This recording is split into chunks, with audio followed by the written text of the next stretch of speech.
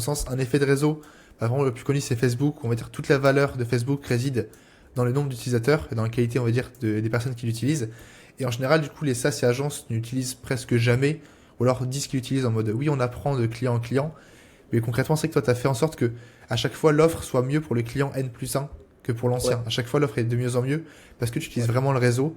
Et c'est que ça, c'est vraiment compliqué de mettre ça concrètement en place et pas juste de dire, bon, on s'améliore un peu, donc forcément, notre offre est mieux.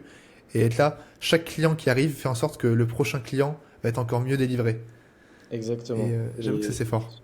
Et surtout, même ça aussi, je l'utilise. Tiens, ça, c'est un peu, c'est un bel insight que je vais donner là. On l'utilise même pour notre marketing à nous. C'est-à-dire que, en fait, dès qu'on va onboarder un client, on va lui poser la question aussi de pourquoi est-ce qu'il nous a rejoint. Et du coup, bah, moi, ça me permet de savoir quel message résonne pour mes clients à moi, enfin, pour ma cible idéale. Et du coup, bah, d'adapter mon marketing en conséquence. Donc, de faire des promesses différentes, de faire des créatives différentes, etc. Et en fait, bah, littéralement, à chaque fois que je signe un client, comment dire, c'est un indice supplémentaire sur ce que je Mm. dois faire pour en acquérir davantage. Ok, super clair.